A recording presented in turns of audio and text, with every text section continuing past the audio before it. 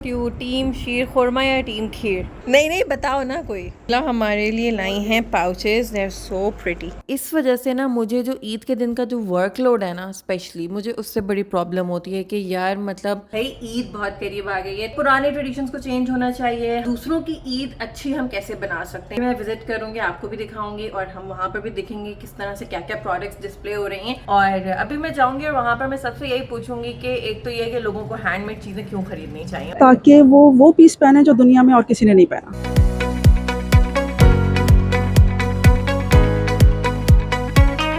वाह, ये hand embroidered है। ओह वाह।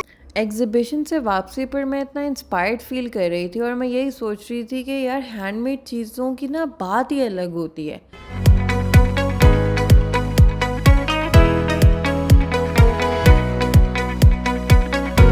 लोकल बिजनेस को सपोर्ट करें। हमारी खवातीन इतनी ज़बरदस्त प्रोडक्ट्स बना रही हैं कि मतलब इट्स अमेजिंग। अस्सलाम वालेकुम एवरीवन, वेलकम टू मॉमकस व्लॉग। और भाई ईद बहुत करीब आ गई है तो हमारी भी ईद प्रिपरेशंस फुल जोरों पर चल रही हैं। सो मैं सीधी बात बिल्कुल स्ट्रेट टू द पॉइंट आ रही हूँ क्योंकि मुझे जाना है इफ्तारी पे। हमारा एक शूट है और इफ्तारी भी आज हम जो है वो शूट पर ही करेंगे।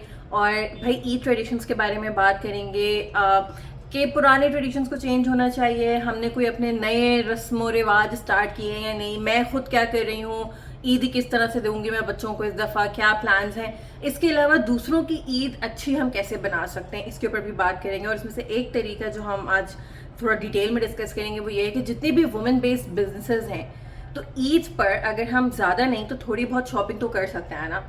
सो मैं क्राफ्टर्स गिल्ड का जो ईद एग्जीबिशन है वो भी मैं विजिट करूंगी, आपको भी दिखाऊंगी और हम वहाँ पर भी दिखेंगे किस तरह से क्या क्या प्रोडक्ट्स डिस्प्ले हो रही हैं। सो अभी हम जा रहे हैं इफ्तारी पे, थोड़े बहुत बिहाइंड द सीन्स दिखाऊंगी आपको। Let's go.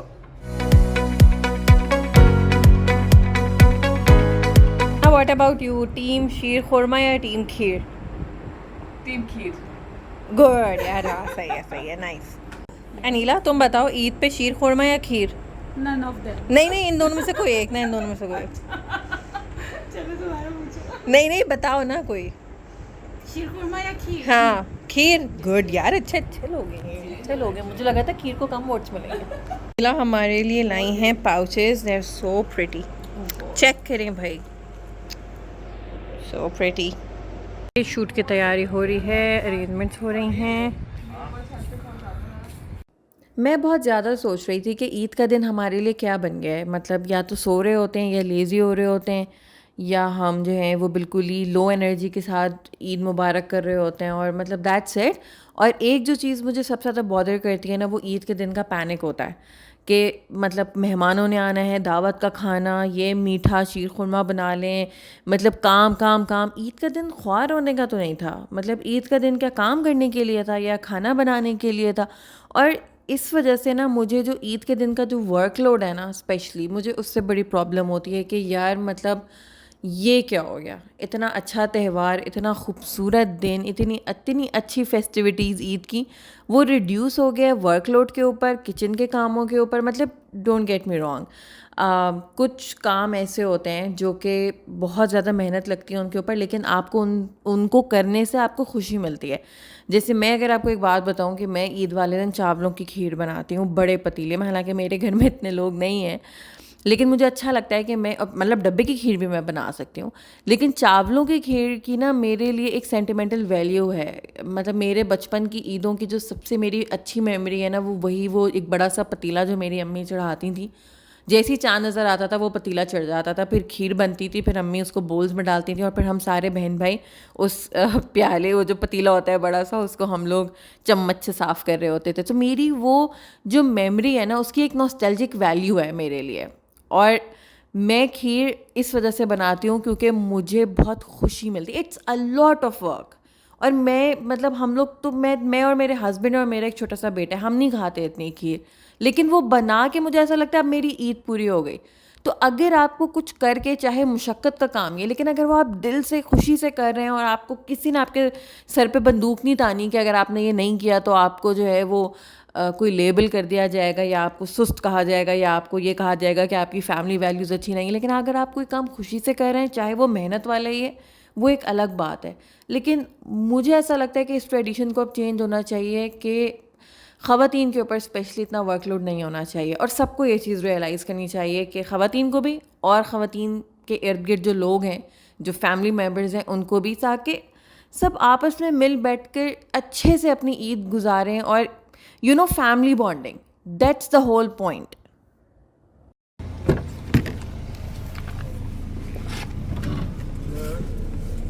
एपिसोड तो कल की रिकॉर्ड हो गई थी और ज़रा थकावट भी हो गई है। अभी तो खैर मैंने नींद पूरी कर ली है और अब मैं जा रही हूँ क्राफ्टर्स गिल्ड के एग्जीबिशन। आप लोग मॉमकास्ट को सब्सक्राइब कर लें, बेल आइकन प्रेस कर दें, मैं पहले बोलना भूल गई।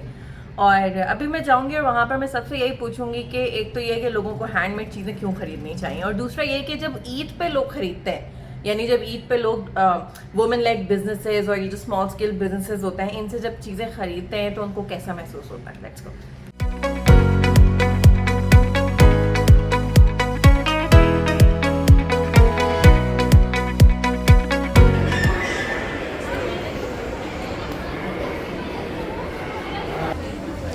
That's nice. हैंडमेड चीज़ें क्यों खरीदनी चाहिए? ताकि वो पीस पहने जो दुनिया में और किसी ने नहीं पहना, बिल्कुल यूनिक। और आपको कैसा महसूस होता है जब ईद के करीब लोग इतने बड़े ओकेजन पे जब आपसे चीज़ खरीदते हैं, तो आपको कैसा महसूस? बहुत सेटिस्फेक्शन कि लोग पसंद कर रहे हैं और पहनना चाहते हैं। और एक क्राफ्टर के लिए या जो कोई क्रिएटिव काम करता है, लोग अगर पजीराई करते हैं, एक्सेप्टेंस होती है, तो इससे बड़ी अचीवमेंट उसके लिए कोई नहीं होती। Oh, what's this? This is so cute. It feels really good. मतलब it feels really good if someone wants to make you part of their big occasion. It always feels special.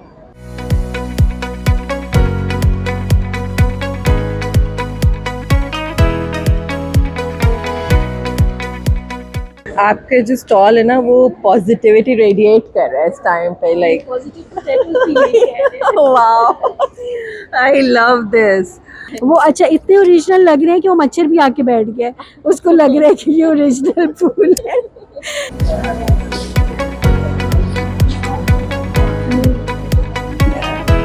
And I really like है, अभी तक लोग इस चीज़ को value करते हैं, एक दूसरे को ग्रीटिंग कार्ड्स देते हैं।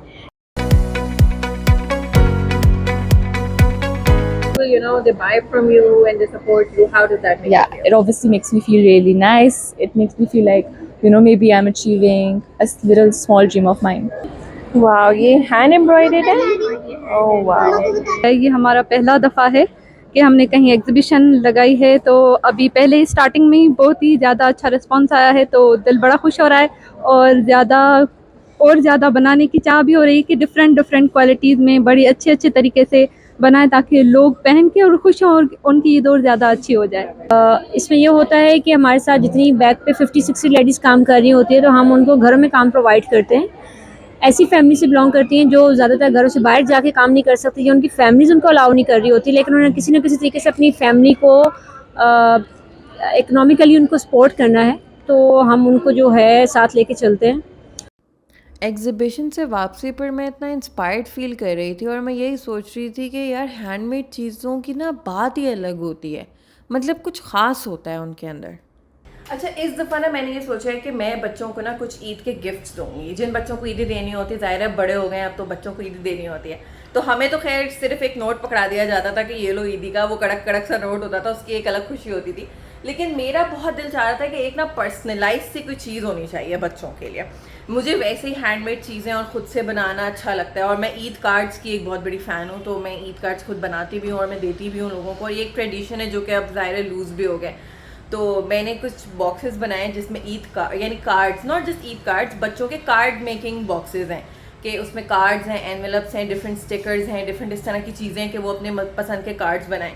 तो मैंने कहा कि वो ईद का एक ट्रेडिशन, एक सॉर्ट ऑफ नया ट्रेडिशन है कि ईदी के साथ साथ कोई गिफ्ट मिलना, और एक पुराने ट्रेडिशन को हम रिवाइव भी कर रहे हैं। तो बस मुझे उन बॉक्सेस की पैकिंग करनी है।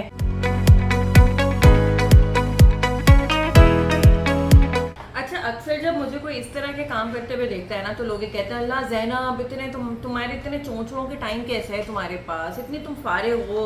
यार ये सब कौन कह रहे, मतलब बस सिंपली बस दो पैसे दो एनवेलप में डालो, और बस एनवेलप दे रहे हैं ना, एक फैंसी एनवेलप, ये भी तो एक चोंचला ही है ना जो हम बच्चों के उठाते हैं।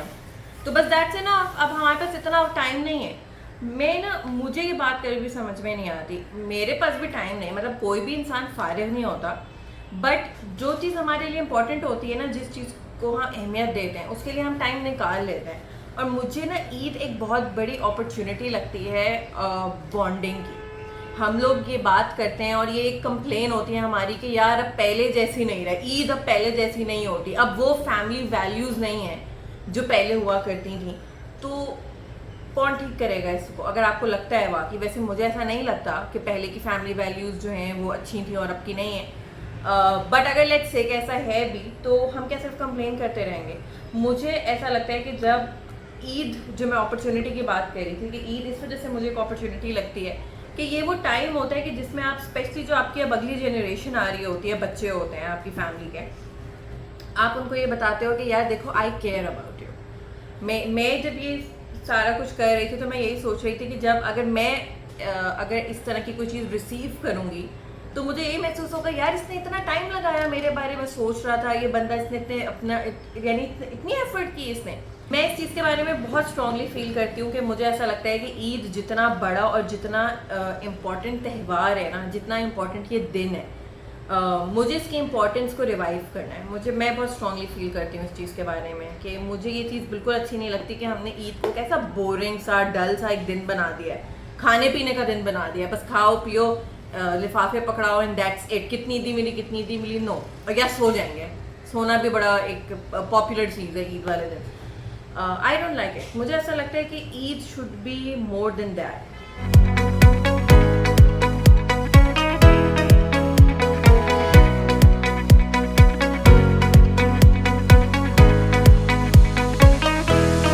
बॉक्सेस वगैरह सारे पैक हो गए थे और बस अब अफ्तारी का टाइम करीब है, तो मैं अफ्तारी करूँगी। व्लॉग मैं यहीं पर ही एंड कर रही हूँ।